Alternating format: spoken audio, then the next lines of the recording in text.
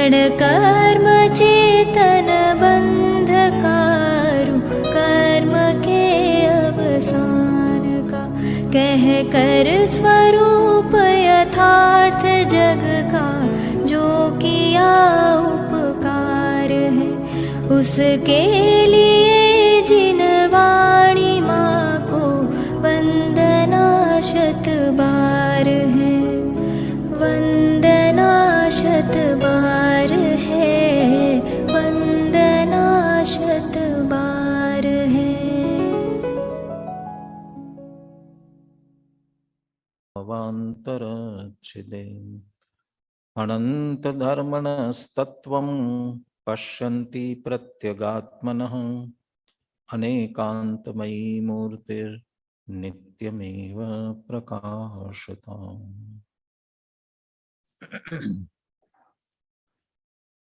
आचार्य कुंद कुंद देवीर्चित समय सार परमागम आचार्य अमृत चंद्र कृत इसकी आत्मख्याति टीका समय सार आश्रव अधिकार पर अपनी चर्चा चल रही है और इस अधिकार का मुख्य उद्देश्य ज्ञानी निराश्रव है। उपसंहार की गाथाओं में भी अभी कल 177-78 गाथा टीका सहित अपन ने देख ली थी और यहाँ भी इसी बात पर जोर दिया था कि ज्ञानी के राग द्वेष मोह भावों का अभाव है और उनके अभाव में ज्ञानी को बंध नहीं होता है, इसलिए वह निराश्रव है। ज्ञानी को राग द्वेष मोह के अभाव में बंध नहीं होता क्योंकि बंध के जो प्रत्यय हैं वे हेतु तो होते हैं, लेकिन उनके पीछे फिर उनमें एकत्व ममत्व रूप जो राग द्वेष मोह है वह हेतु होने चाहिए और वह ज्ञानी के नहीं है, इसलिए ज्ञानी को आश्रव बंध नहीं होता। टीका भी अपन ने कल देखी थी। जयचंद जी छाबड़ा के भावार्थ में कुछ विशेष चर्चा है, इसलिए ये भावार्थ की चर्चा करते हुए इसके बाद के कलशों की अपन चर्चा प्रारंभ करेंगे। जिन गाथाओं पर ये चर्चा है उन गाथाओं का पाठ पहले कर लेते हैं, उसके बाद अपन भावार्थ की चर्चा करेंगे। मैं ही करता हूं पाठ, अभिषेक बोल रहे। 177-178 गाथा पद्यानुवाद के साथ में बोलिए।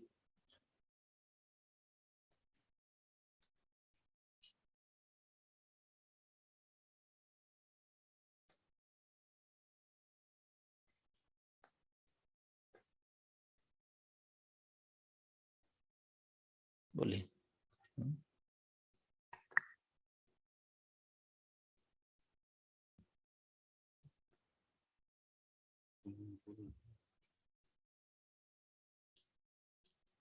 अभिषेक बोल रहे, मैं बोलूं? अच्छा, चलिए गाथा और पद्यानुवाद का पाठ करते हैं। रागो दोषो मोहो यासवर्णद्धि सम्मदिठ्ठिस् तम्हासव भावेन विना हेदून पच्चयावोन्ति हेदु चदुवियप्पो अट्ठवियप्पस्य कारणं भणिदं ते सिंपिय रागादि ते सिमभावेन बध्यन्ति रागादि आश्रव भाव जो सदृष्टियों के वे नहीं, इसलिए आश्रव भाव बिन प्रत्ययन हेतु बंध के अष्टविध कर्मों के कारण चार प्रत्यय ही कहे, रागादि उनके हेतु है उनके बिना बंधन नहीं। सीधे हम भावार्थ पर आते हैं। अनुशीलन में पेज नंबर 63 63 यहाँ राग द्वेष मोह के अभाव के बिना सम्यक दृष्टित्व नहीं हो सकता, ऐसा अविनाभावी नियम बताया है। अमृतचंद्राचार्य ने टीका में कहा, सो यहाँ मिथ्यात्व संबंधी रागादि का ही अभाव समझना चाहिए। यहाँ मिथ्यात्व संबंधी रागादि को ही रागादि माना गया है। सम्यक दृष्टि के होने के बाद जो चारित्र मोह संबंधी राग रह जाता है उसे यहाँ नहीं लिया है, वह गौण है। इस प्रकार सम्यक दृष्टि के भावाश्रव का अर्थात राग द्वेष मोह का अभाव है। ये तो बराबर प्रारंभ से चर्चा करते आ रहे इस बात की।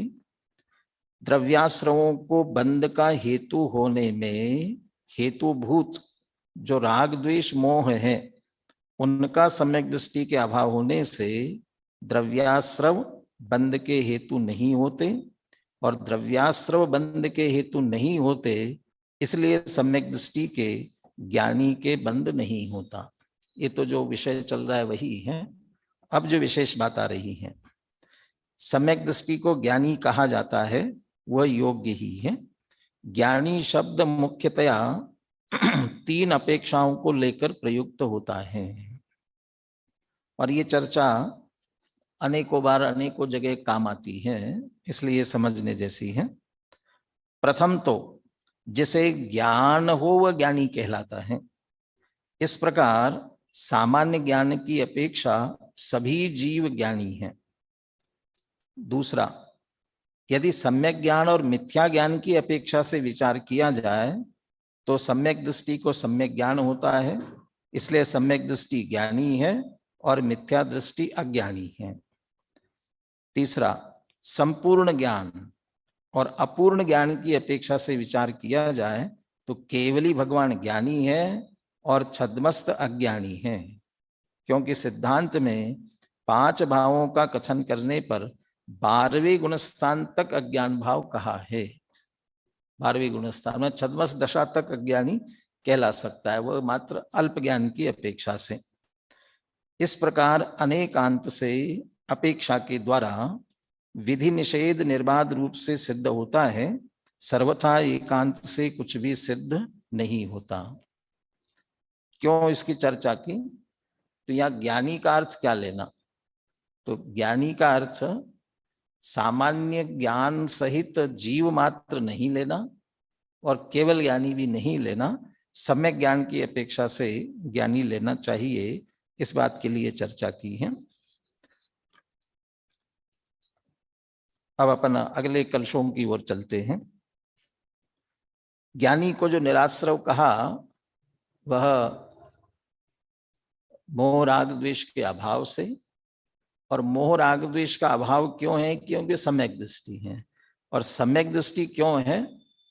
क्योंकि वह ज्ञान स्वरूप आत्मा को जान रहे हैं, देख रहे हैं, भूमिका अनुसार उसमें लीन हो रहे हैं। और इसे ही हम दूसरी भाषा में कहे कि उन्हें शुद्ध नय का आश्रय ही है और इसलिए उन्हें आश्रव बंद नहीं हो रहा। यदि कदाचित उनका भी वो ज्ञान स्वरूप शुद्धात्मा का शुद्ध नय का आश्रय छूट जाए तो यदि उनके भी वह छूट जाता है तो उन्हें भी आश्रव बंद होता है। अब ये 2 कलशों में यही बात कहने जा रहे हैं। 120वें कलश में शुद्ध नय का आश्रय लेने वालों को बंद नहीं होता, और 121वें कलश में जो शुद्ध नय से च्युत हो जाते हैं, या ये कहा जाए शुद्ध नय का आश्रय लेते वो ज्ञानी है इसलिए उन्हें आश्रय बंद नहीं होता, और जब शुद्ध नय से च्युत हो जाते हैं वे तो अज्ञानी हो जाते हैं इसलिए उन्हें आश्रय बंद होता है। और ये आगे की गाथाओं की उत्थानिका रूप भी ये कलश हैं, क्योंकि अगली गाथा में वह आश्रव पुनः किस तरह से हुआ और ज्ञानी को आश्रव होकर के बंद कैसे होता है वह दृष्टांत सहित कहने वाले हैं। तो उसके उत्थानिका रूप भी ये कलश है।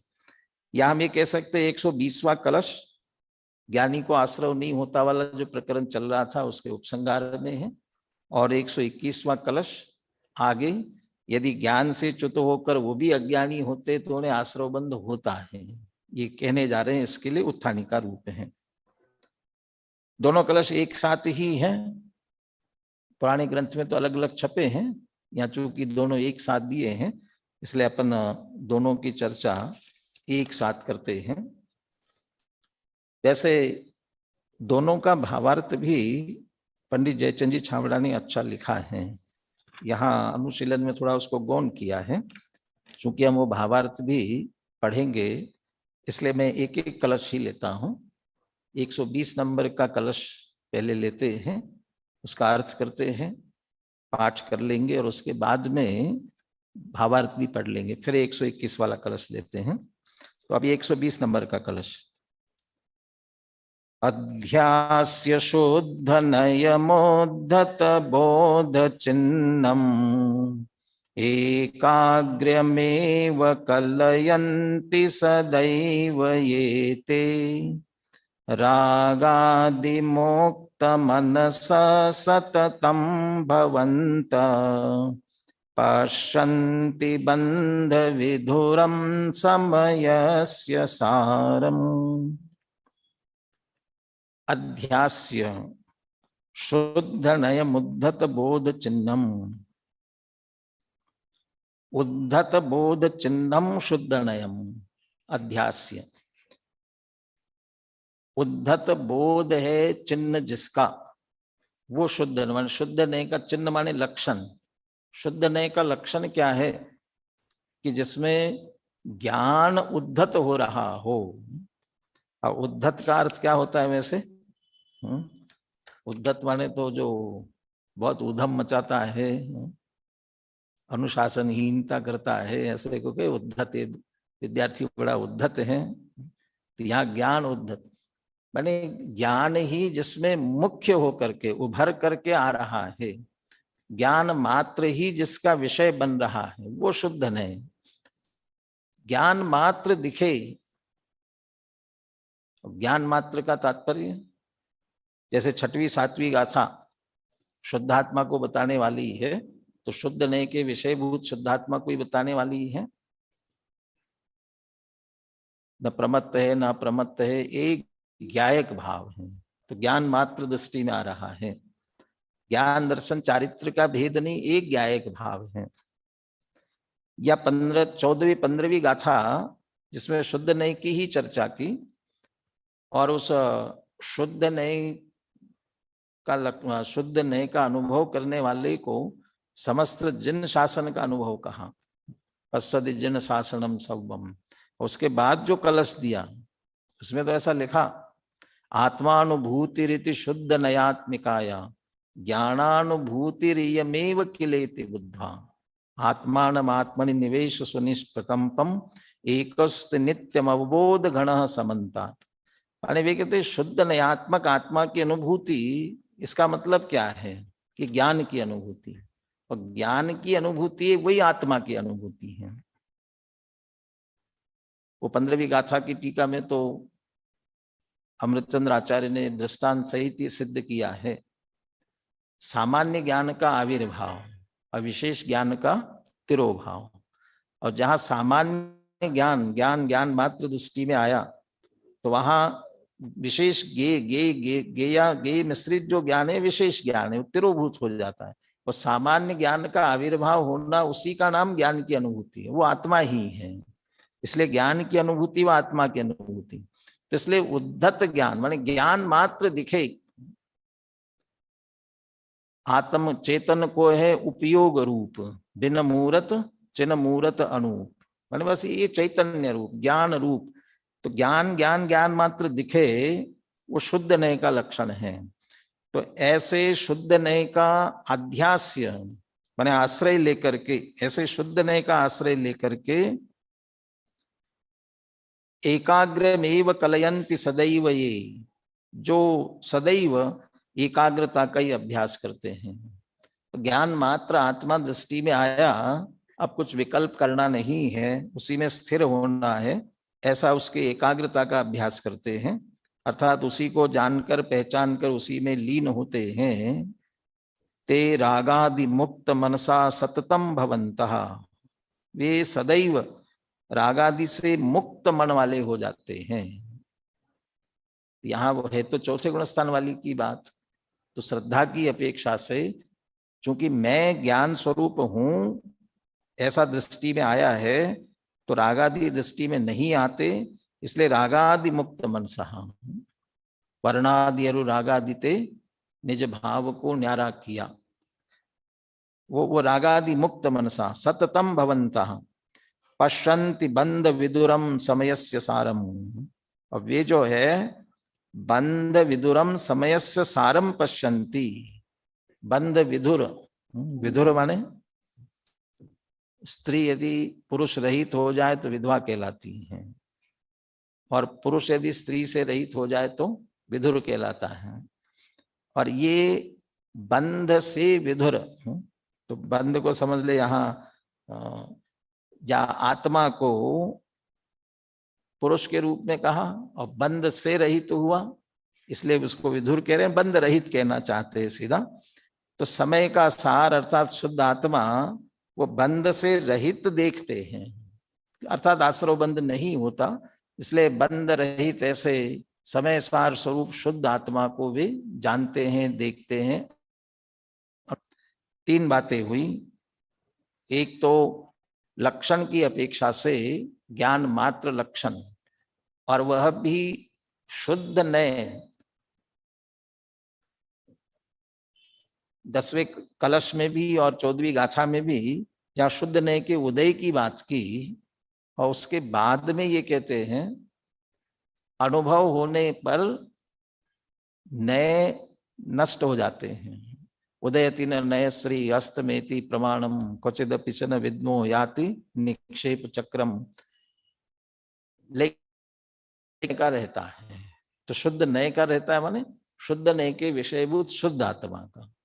तो शुद्ध नय वो ज्ञान उसका लक्षण है, तो उसका अध्यास्य निर्णय करके और फिर एकाग्र होते हैं। दूसरी बात, उसी में एकाग्रता से उसी में लीन होते हैं, तो सहज ही रागादि की तरफ दृष्टि नहीं जाती, वे ही एक शुद्ध आत्मा को देखते हैं, जानते हैं। अकेले 120 नंबर के कलश का अर्थ पढ़ता हूं। उद्धत ज्ञान है चिन्ह जिसका, ऐसे शुद्ध नय का आश्रय लेकर जो जीव सदा ही एकाग्रता का अभ्यास करते हैं, वे निरंतर रागादि से मुक्त चित्त वाले ज्ञानी जन बंध से रहित समय के सार को अर्थात शुद्ध आत्मा को देखते हैं। पश्यन्ति देखते हैं माने अनुभव करते हैं। तो ये शुद्ध आत्मा के अनुभव की मुख्यता से ये कलश था। पाठ करेंगे, बोलिए, एक साथी बोलिए।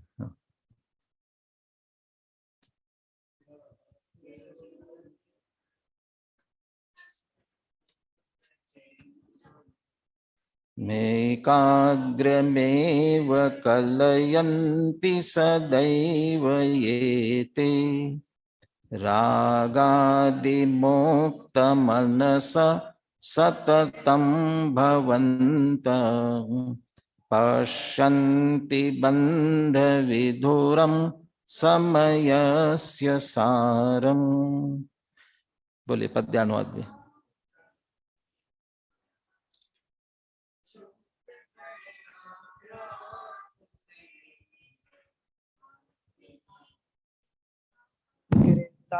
के ही सतत अभ्यास से रागादि विरहित चित्त वाले आत्म केंद्रित ज्ञानी जन बंध विरहित अरे अखंडित आत्मा को देखते। इसका भावार्थ पढ़ता हूं, फिर अगला कलश लेते हैं। यहाँ शुद्ध नय के द्वारा एकाग्रता का अभ्यास करने को कहा है।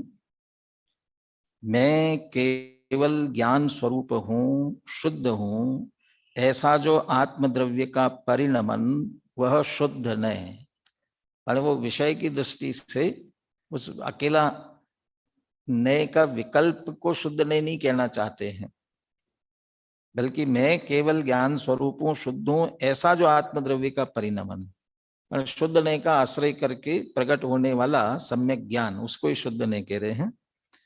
ऐसे परिणमन के कारण वृत्ति ज्ञान की ओर उन्मुख होती रहे और स्थिरता बढ़ती जाए, सो एकाग्रता का अभ्यास।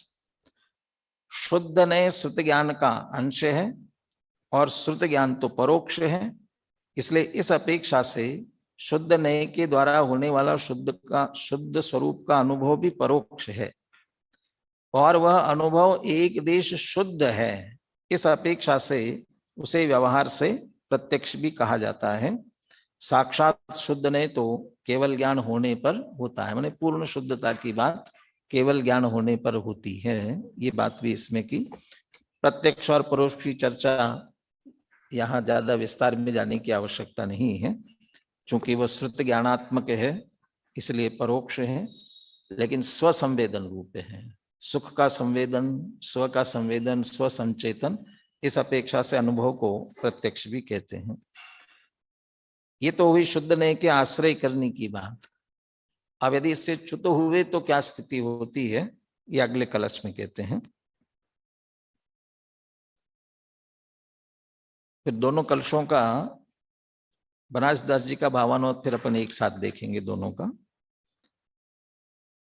प्रच्युत्य शुद्ध नयतः पुनरेव येते रागादि योगमुपयान्ति विमुक्त बोधा ते कर्म बंधमिह बिभ्रति पूर्वबद्ध द्रव्याश्रवै कृत विचित्र विकल्प जालम।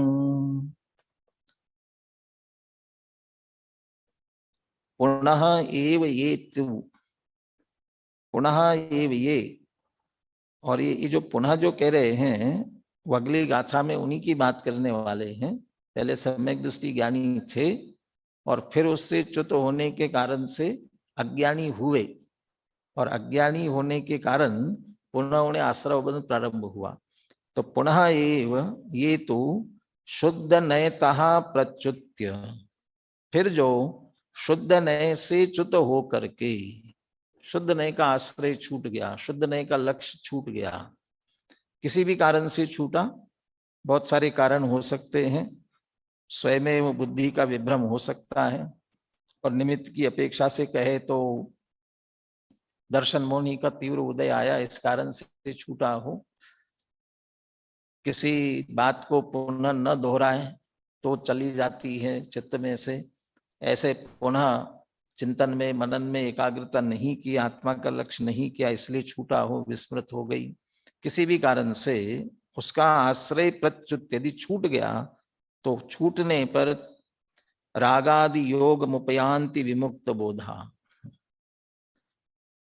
वे तो बोध चिन्हम अध्यास्य थे, ज्ञान लक्षण वाले ऐसे शुद्ध ने का आश्रय किया था और शुद्ध ने से च्युत हुए तो यहां तक कह रहे हैं कि विमुक्त बोधा, बोध से रहित तो हुए। वैसे बोध शब्द ज्ञान की मुख्यता से प्रयोग होता है, लेकिन जब बोधि के अर्थ में प्रयोग करते हैं तो सम्यक दर्शन, सम्यक ज्ञान, सम्यक चारित्र, तीनों के अर्थ में भी लिया जाता है। और जिसका शुद्ध नय का लक्ष्य छूटा, मिथ्यात्व हुआ, मिथ्या दर्शन हुआ, तो मिथ्या ज्ञान भी हुआ और मिथ्या चारित्र भी हुआ, तो विमुक्त बोधा, तो फिर तो वह अकेला ज्ञान से ही च्युत हुए ऐसा नहीं है, सम्यक दर्शन, सम्यक चारित्र, सम्यक दर्शन ज्ञान चारित्र तीनों से च्युत हुए और रागादि योग मुपयाति, फिर रागादि का संयोग पुनः हुआ, पुनः मोह राग द्वेष, वो मिथ्यात्व संबंधी जो थे अनंतानुबंधी वाले, वे पुनः प्रारंभ हुए, उनके योग को प्राप्त हो जाते हैं। और ये उस कारण से ते कर्म बंधम बिभ्रति, वे फिर कर्म बंध को प्राप्त होते हैं। किसके द्वारा? पूर्वबद्ध द्रव्याश्रव ही, उनके लिए वो पूर्वबद्ध जो द्रव्याश्रव है वे पुनः कर्म बंध को प्राप्त कराते हैं। और कैसा है? कृत विचित्र विकल्प जालम, जो कर्म बंध हो रहा है अनेक प्रकार का, विचित्र जालम, विचित्र प्रकार के कर्म को बांधने वाला, जिसने अनेक प्रकार का कर्म बांधा है, विविधता। आगे वो दृष्टांत भी देने वाले हैं अपने आप कैसे विचित्र रूपता को प्राप्त हो जाता है ज्ञानावरण आदि मूल प्रकृतियों में, और फिर उनकी और 148 उत्तर प्रकृतियों में ऐसे विचित्र विकल्प जाल को, भेद जाल को प्राप्त करने वाले ऐसे कर्म बंध को वे प्राप्त होते हैं। माने शुद्ध नए में जब तक है उसका आश्रय है तब तक ज्ञानी है, वह आश्रय छूटा कि अज्ञानी हुए। और इस गाथा के बाद वो प्रेरणा इसी बात की देने वाले हैं, इसलिए शुद्ध नए का लक्ष्य निरंतर करते रहना चाहिए। ये प्रेरणा उस गाथा के बाद देंगे। 121वें कलश का अर्थ पढ़ता हूं। तथा इस जगत में जो जीव शुद्ध नए से च्युत होकर रागादि के संबंध को प्राप्त होते हैं, रागादि के संबंध को प्राप्त होते हैं का अर्थ, रागादि अब मेरा स्वभाव है, मैं रागी हूं स्वयं, इस तरह अनुभव करने लगते, वो रागादि के संबंध को प्राप्त होते हैं। आत्मज्ञान से रहित वे जीव, विमुक्त बोधा, आत्मज्ञान से रहित वे जीव पूर्वबद्ध द्रव्याश्रमों के द्वारा अनेक प्रकार के कर्मों को बांधते हैं। बोलिए 121वां कलश भी पद्यानुवाद के साथ में बोलिए। प्राच्योते शोधे नयता पुनरेव ये तु रागादि योग मुपयान्ति विमुक्त बोधा ते कर्म बंधे में विभ्रति पूर्वबद्धा द्रव्याश्रवैकृत विचित्र विकल्प जालम च्युत हुए जो शुद्ध नए से बोध विरहित जीव वे पहले बंधे द्रव्य कर्म से रागादि में उपयुक्त हूँ। अरे विचित्र विकल्प वाले और विविध प्रकार के विपरीतता से भरे विधि विधि कर्म का बंधन करें। इसका भी भावार्थ में यहां से पढ़ता हूं। शुद्ध नए से च्युत होना अर्थात मैं शुद्ध हूं ऐसे परिणमन से छूटकर अशुद्ध रूप परिणमित होना, अर्थात मिथ्या दृष्टि हो जाना। ऐसा होने पर जीव के मिथ्यात्व संबंधी रागादिक उत्पन्न होते हैं, जिससे द्रव्याश्रव कर्मबंध के कारण होते हैं और उससे अनेक प्रकार के कर्म बनते हैं। इस प्रकार यहाँ शुद्ध नए से च्युत होने का अर्थ शुद्धता की प्रतीति से, सम्यक से च्युत होना समझना चाहिए। यहाँ उपयोग की अपेक्षा गौण है। शुद्ध नए से च्युत होना अर्थात शुद्धोपयोग से च्युत होना, ऐसा अर्थ मुख्य नहीं है, क्योंकि शुद्धोपयोग रूप रहने का समय अल्प रहता है, इसलिए मात्र अल्पकाल शुद्धोपयोग रूप रहकर और फिर उससे छूटकर ज्ञान अन्य ज्ञेयों में उपयुक्त हो तो भी मिथ्यात्व के बिना जो राग का अंश है वह अभिप्राय पूर्वक नहीं है। इसलिए ज्ञानी के मात्र अल्प बंध होता है और अल्प बंध संसार का कारण नहीं है, इसलिए यहाँ उपयोग की अपेक्षा मुख्य नहीं है। शुद्ध नए से च्युत होने का अर्थ, छठे गुणस्थानवर्ती मुनिराज भी एक अपेक्षा से शुद्ध नए से च्युत हैं, क्योंकि शुद्ध नए की विषयभूत शुद्ध आत्मा में उपयोग की अपेक्षा से अभी स्थिर नहीं है, शुभोपयोग में आए हैं, परंतु वो शुद्धोपयोग से च्युतता है एक तरह से, वो यहाँ अपेक्षित नहीं है। जो श्रद्धा की अपेक्षा से भी च्युत हुए, वो मिथ्या दृष्टि अज्ञानी की यहाँ बात ली गई है। और ऐसे उपयोग की अपेक्षा जब मुनिराज ही च्युत होते तो ज्ञानी को तो निरंतर उसमें रहना शक्य ही नहीं है। बहुत अल्प काल के लिए शुद्धोपयोग में रहते हैं, बाकी काल तो उनका उपयोग वहां से आकर अन्य ज्ञेयों में जाता है, परंतु श्रद्धान में वो मैं शुद्ध आत्मा हूं ये छूटता नहीं है। इसलिए शुद्ध नए का लक्ष्य आश्रय उनको कहा जाता है, तब तक वो ज्ञानी है। और जब शुद्धोपयोग से छूट करके अन्य ज्ञेयों में आते हैं तो राग होता है मिथ्यात्व के बिना का, तो उससे अल्प बंध होता है। उसकी चर्चा तो पुनः पुनः पहले की गई हैं। अब यदि उपयोग की अपेक्षा ली जाए तो इस प्रकार अर्थ घटित होता है, यदि जीव शुद्ध स्वरूप के निर्विकल्प अनुभव से छूटे परंतु सम्यक से न छूटे तो उसे चारित्र मोह के राग से कुछ बंध होता है। यद्यपि वह बंध अज्ञान के पक्ष में नहीं है तथापि बंध तो है ही, इसलिए उसे मिटाने के लिए सम्यक दृष्टि ज्ञानी को शुद्ध नय से न छूटने का अर्थात शुद्धोपयोग में लीन रहने का उपदेश है। केवल ज्ञान होने पर साक्षात शुद्ध नय होता है। अब ये साक्षात शुद्ध नय होता है। अब वैसे ही पिछले भावार्थ में वाणिकांतिक दृष्टि से बराबर बात को समझ लेना चाहिए कह दिया, इसलिए साधवाद से बराबर उस बात को समझना। क्या समझना? केवल ज्ञान में नय कहाँ होते हैं, तो केवल ज्ञान होने पर तो शुद्ध नय होता नहीं है। और यहाँ कह रहे कि केवल ज्ञान होने पर साक्षात शुद्ध नय होता है। पिछले कलश के अंतिम भावार्थ में अंतिम पंक्ति में कहा था, वहां तो उल्टा कहा, साक्षात शुद्ध नय तो केवल ज्ञान होने पर होता है, यहाँ भी केवल ज्ञान होने पर साक्षात शुद्ध नय होता है। तो तात्पर्य वही है, शुद्ध नय के विषयभूत शुद्ध आत्मा का आश्रय निरंतर होता है, पूर्ण हो जाता है।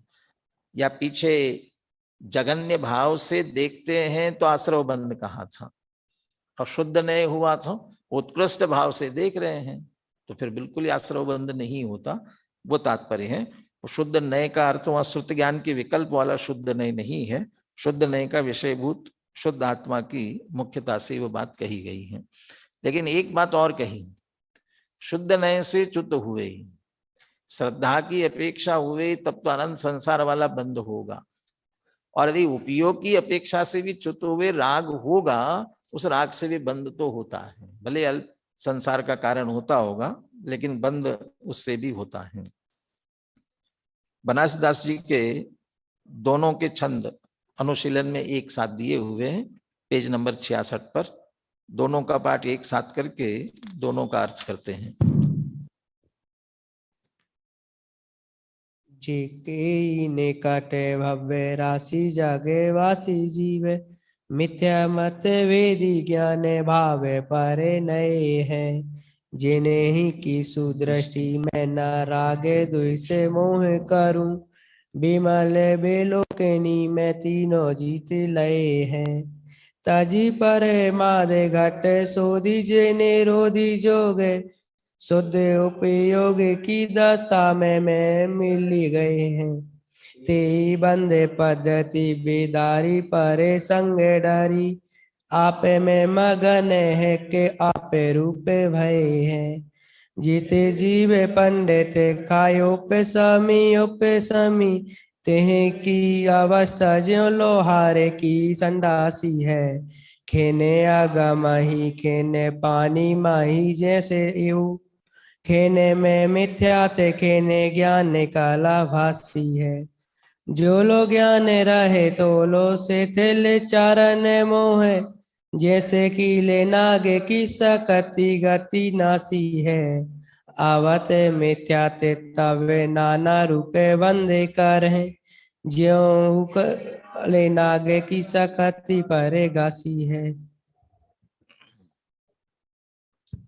जय के निकट भव्य राशि जगवासी जीव, जगत के जीव चूंकि सम्यक दृष्टि हुए हैं तो भव्य जीव ही हैं, और भव्य में भी निकट भव्य हैं। अभव्य को होता नहीं है, और दूरांदूर भव्य कहने को तो भव्य होता है लेकिन अभव्य जैसा ही होता है। तो निकट भव्य, जो निकट भव्य हैं, मिथ्या मत भेदी ज्ञान भाव परिणय हैं। वो शुद्ध नय का आश्रय लिया, उसको ये कहना चाहते हैं ज्ञान भाव परिणय में ज्ञान रूप हूं, और मिथ्यात्व का अभाव करके अपने आप को ज्ञान रूप अनुभव कर रहे हैं। जिन्हीं की दृष्टि में न राग द्वेष मोह कहूं, और इसलिए उनकी दृष्टि में ज्ञान स्वरूप आत्मा आया है तो कहीं मोह राग द्वेष नहीं है। माने मोह राग द्वेष मेरे हैं, उपादेय हैं, इस तरह का कोई भी परिणाम नहीं है। विमल विलोकनी में तीनों जीती लिए हैं। विमल निर्मल शुद्ध आत्मा का जहां अवलोकन हो रहा है उस शुद्ध आत्मा के अवलोकन में, अनुभव में तीनों मोह राग द्वेष तीनों को जीत लिया है। तजी परमार्थ घट शोधि जे निरोधी जोग, अपने घट को शुद्ध करते हुए, अंतरात्मा को, प्रमाद को छोड़ करके और योगों का निरोध करते हुए शुद्ध उपयोग की दशा में मिली गए हैं। शुद्ध उपयोग की दशा में शुद्धोपयोग रूप हो गए हैं। तेई बंद पद्धति विदारी पर संगडारी, आप में मगन भय के आप रूप भय हैं। वे समस्त बंद पद्धति को छोड़ते हुए और पर संग, बंद से रहित हुए, इसलिए पर संग, पर का संयोग भी छूटा, आप में मगन भय के, एकाग्रम कलयंती बाथिन, एकाग्र हुए हैं और ऐसा होते हुए आप रूप भय हैं। तो एक तरह से सम्यक दर्शन से लेकर के एकाग्र होते हुए पूर्ण शुद्धता तक की भी बात लेते हैं। समय सारम बंद विदुरम, पूरे बंद से रहित तो होकर के समय सार रूप शुद्ध होते हैं, वहां तक भी पहुंचा दिया है। आप में मगन भय के आप रूप भय हैं, माने वो सिद्ध दशा तक पहुंच जाते हैं। इस प्रकार से चर्चा ली है, क्योंकि शुद्धने का आश्रय लेने वाले सिद्ध तक निश्चित रूप से पहुंचते ही हैं। दूसरे कलश की भी चर्चा थोड़ा सा अलग भाषा में की उन्होंने, क्योंकि जो शुद्ध नय से च्युत हुए, तो शुद्ध नय से च्युत होना तो वो कहलाते हैं जो शुद्ध नय का पहले आश्रय किया फिर च्युत हुए उससे।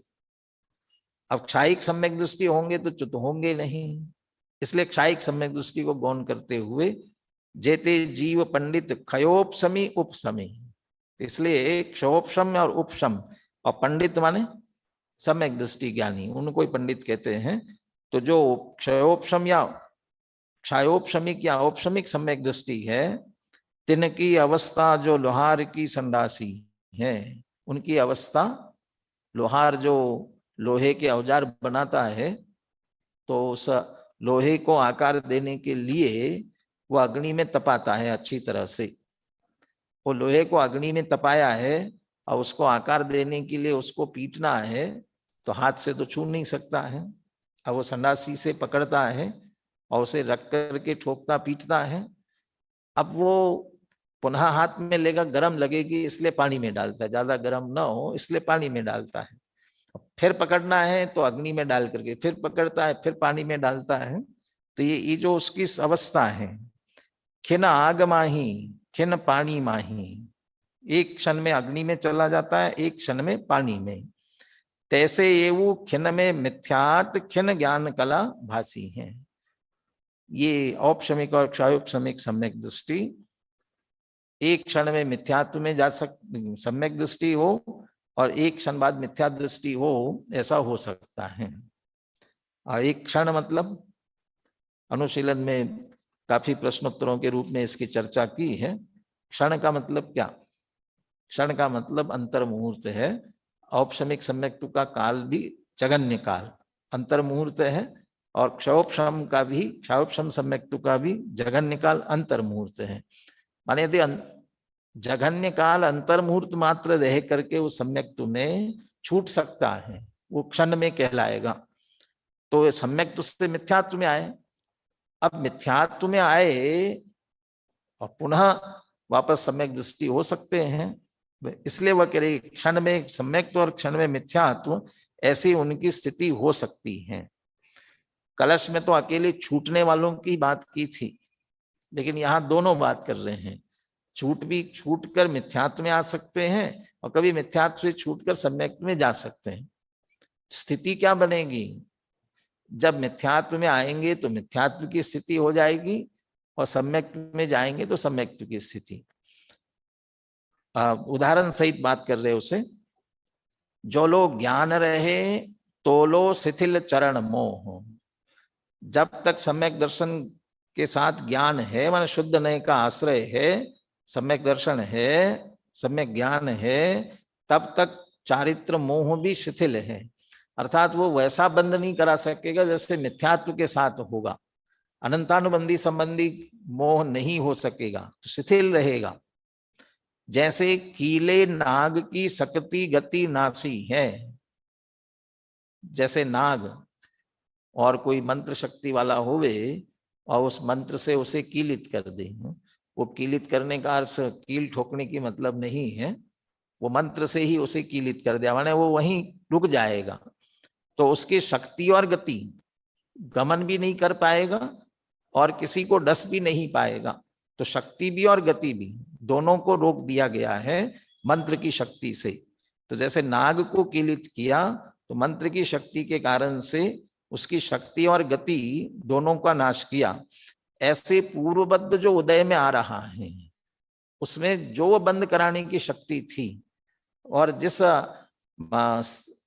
दो चीजें होती है ना, स्थिति और अनुभाव, तो दोनों ही अल्प पड़ेंगे, इसलिए शक्ति और गति दोनों को ही रोक देता है। अब आवत मिथ्यात्व तब, और सम्यक्त्व से हट करके यदि मिथ्यात्व में आए तो तब नाना रूप बंद करे, वहां तो चारित्र मोह शिथिल था और पुनः मिथ्यात्व में आए अब तो खुल गया, इसलिए पुनः वह अनंत संसार का बंद, तीव्र बंद वापस शुरू हो गया।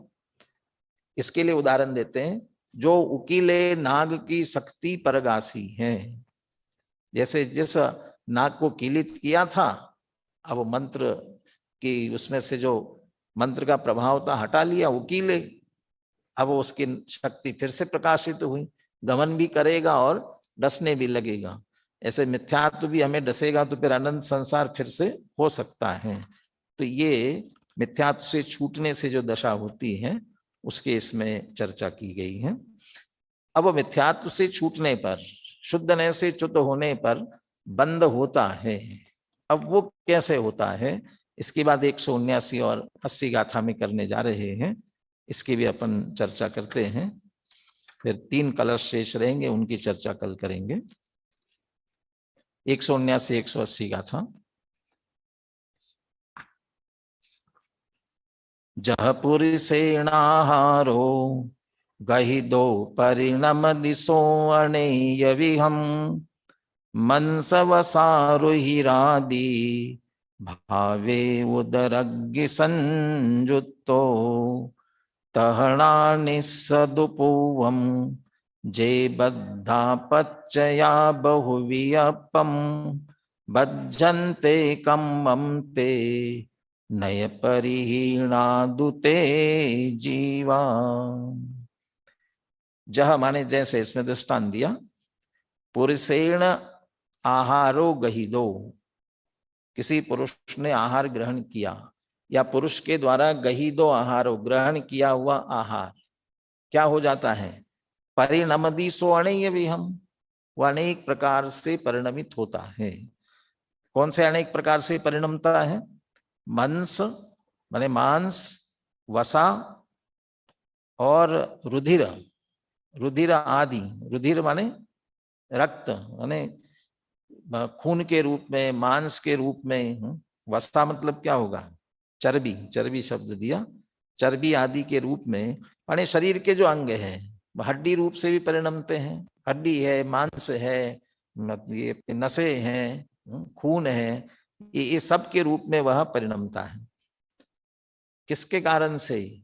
उदरग्नि संयुक्तो, वो उदराग्नि माने वो ग्रहण किया, वो पचाता है ना, पचा करके उनको सबको अलग अलग उस रूपों में बांट देता है। ये तो टोडरमल जी ने इसके लिए भी उदाहरण दिया, कर्म अपने आप कैसे परिणमित होते हैं वो इसके लिए उदाहरण दिया है। कर्मों को ज्ञान तो है नहीं, तो फिर वह कर्म ज्ञानावरणादि रूप से कैसे परिणमित हो जाते हैं, तो उसके लिए उदाहरण दिया कि पुरुष ने तो ग्रहण किया, वो अपने आप ही स्वयं इन रूपों में सब में परिणमित हो जाता है। यहाँ उदराग्नि संयुक्त, ये इसके साथ विशेष जोड़ दिया, उदराग्नि संयुक्त। ऐसे वे भी पूर्वबद्ध द्रव्याश्रव है और वो मोह मिथ्यात्व के कारण से, राग के कारण से अनेक रूप से कर्म रूप होकर के बंधते हैं। तह नानि सदुपूवम जे बद्धा पच्चया, पूर्वबद्ध प्रत्यय। अब यहाँ उदाहरण में इतना शायद अंतर पड़ेगा, वो तो नया ग्रहण किया हुआ आहार है, और यहाँ कह रहे कि पूर्वबद्ध प्रत्यय है। पूर्वबद्ध प्रत्यय बहुवियपम, बहुत प्रकार के, कम्मम बज्जन्ते कम्मम, कर्म बांधते हैं, नानि सदु ज्ञानी के ही पूर्वबद्ध प्रत्यय है, वह अनेक प्रकार के कर्मों को बांधते हैं, लेकिन किसे? नए परिहीणा दुते जीवा, जो जीव नए से परिहीन हो जाए, अर्थात शुद्ध नए से रहित हो जाए, शुद्ध नए के लक्ष्य से रहित हो जाए। तो पहले ज्ञानी हो, और वह ज्ञानी नानिस, उस ज्ञानी के भी जो जीव उस नए शुद्ध नए से परिहीन हो जाएंगे, वे फिर उसके पूर्वबद्ध प्रत्यय है, बहुत प्रकार के विकल्पों को बांधते हैं।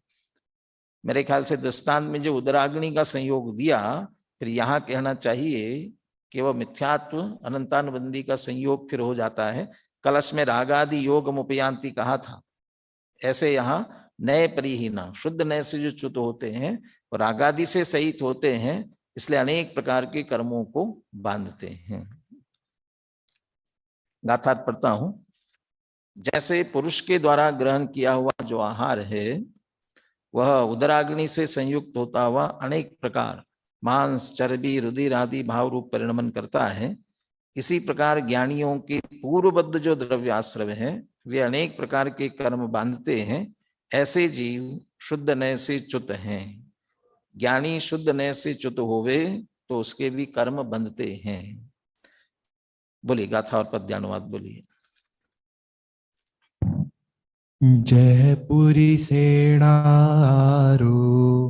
गहि दो परिणम दिशो वर्णेय विहम मनसव सारुहिरादि भावे उदर की संयुक्तो तहणाणिस्य तु पूर्वम जे बद्धा पच्चया बहुवियपम भजन्ते कम्मं ते नय परिहीणा दुते जीवा जग जन ग्रसित आहार ज्यों जठराग्नि के संयोग से परिणमित होता वसा में मज्जा रुधिर मांसादि में शुद्ध नए परिहीन ज्ञानी के बंधे जो पूर्व में वे कर्म प्रत्यय ही जगत में बांधते हैं कर्म को। संस्कृत टीका में कोई विशेष बात नहीं है, सिर्फ सिद्धांत पहले लिया और फिर जो दृष्टांत है वो बाद में दिया। टीका भी पढ़ते हैं। यदा तो शुद्ध नयात परिहीनो भवति ज्ञानी तदा तस्य रागादि सद्भावात् पूर्वबद्धा द्रव्यपत्या स्वस्य हेतुत्व हेतु सद्भावे हेतुमद भावस्य अनिवार्यत्वात् ज्ञानावरणादि भावैः पुद्गल कर्म बंधम परिणमयन्ति।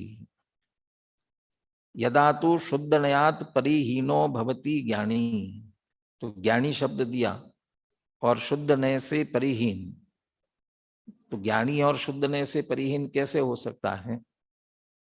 पहले वो पहले ज्ञानी था और जब शुद्ध नय से रहित तो हो जाए, माने उस ज्ञानी के यदि शुद्ध नय का आश्रय छूट जाए, तदा तस्य रागादि सद्भावात्, अब शुद्ध नय का, शुद्ध आत्मा का लक्ष्य छूट गया तो फिर उसके भी रागादि का सद्भाव होता है। रागादि का सद्भाव माने वही मिथ्यात्व संबंधी रागादि फिर उनके आ जाते हैं, सत्ता में माने प्रकट हो जाते हैं, और उसके कारण सद्भावात, उसके निमित्त से पूर्वबद्धा द्रव्य प्रत्यय, पहले के बंधे हुए जो द्रव्य प्रत्यय उदय में आ रहे हैं, स्वस्य हेतुत्व हेतु सद्भावी, अब वे कर्म बंधन के हेतु बने, उनका जो हेतुपना रागादि का सद्भाव वो मौजूद हो गया। कभी कभी अपन गीजर चालू करे और पानी आ रहा है, लेकिन शुरू में पानी अभी गर्म नहीं हुआ, ठंडा आ रहा है, कोई हाथ लगा लेवे ठंडा है, और वैसे ही रहे और उधर चालू किया है, जैसे ही अग्नि का संयोग हुआ वहां और गर्म होकर के आने लगा तो हाथ जलाने लगता है। तो पहले नहीं जला रहा था और फिर जलाने लगा। तो पानी तो जलाने का कारण जो अग्नि, उसका कारण मिलने के कारण से फिर जलाने लगा। ऐसे ही पूर्वबद्ध द्रव्य प्रत्यय वे बंध के कारण, लेकिन उनके कारण का कारण हेतुत्व हेतु सद्भावे, उनमें हेतु पने का जो हेतु रागादि थे उनका सद्भाव होने के कारण से हेतुमत भावस्य अनिवार्यत्वात्, फिर तो कार्य होगा और उनका जो कार्य बंधन होने का है वो अनिवार्य हो गया। और इस कारण से ज्ञानावरणादि भावै ही पुद्गल कर्म बंधम परिणमयन्ति, फिर ज्ञानावरण दर्शनावरण आदि 8 प्रकृति रूप से पुद्गल कर्मों का बंध फिर निश्चित रूप से होता है। क्या दृष्टांत इसके लिए? न चेतद अप्रसिद्धम, के लिए बात अप्रसिद्ध नहीं है, इस दृष्टांत से प्रसिद्ध है। पुरुष ग्रहित आहारस्य उदराग्निना रस रुधिर मांसादि भावै ही परिणाम करणस्य दर्शनात्। ये भी देखते हैं कि कभी कभी किसी को ऐसे कहते हैं ना, खाया हुआ इसके शरीर को ही नहीं लगता है, तो खा तो रहा है बहुत लेकिन शरीर को नहीं लगता, तो क्यों नहीं लग रहा है? तो ये कहते हैं उसके क्या कहना चाहिए, जठर अग्नि, पाचन शक्ति जो है कमजोर पड़ी। अग्नि बोलते ना, अग्नि मंद पड़ गई है इसकी, पाचन की जो अग्नि है, जठराग्नि जो है मंद पड़ गई है।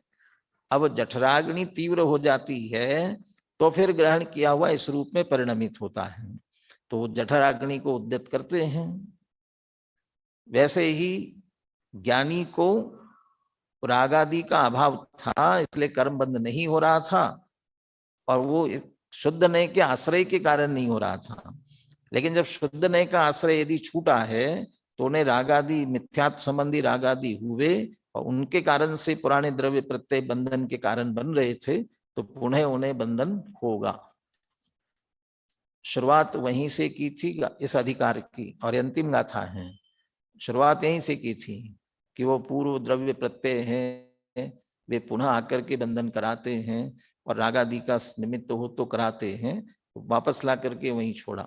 लेकिन बीच में कहा कि जो रागादि का अभाव करते हैं ऐसे ज्ञानी हैं, उन ज्ञानियों को आश्रय बंध नहीं होता।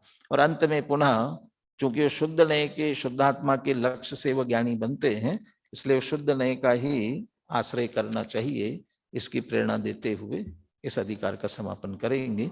3 कलश और शेष हैं, उनकी चर्चा अपन कल करते हैं।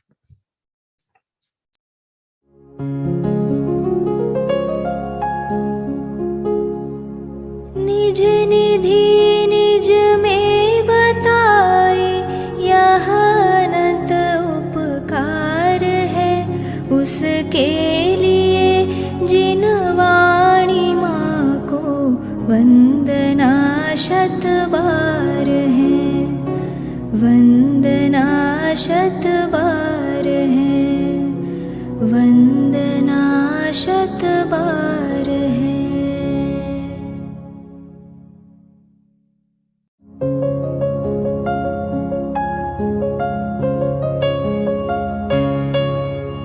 हे जिन वाणी भारती तो ही जपो दिन रैन, जो तेरी शरणा गहे सो पावे सुख चैन। जा वाणी के ज्ञान ते सूझे लोकालोक, सो वाणी मस्तक नवो सदा देत हो ढोक, सदा देत हो ढोक।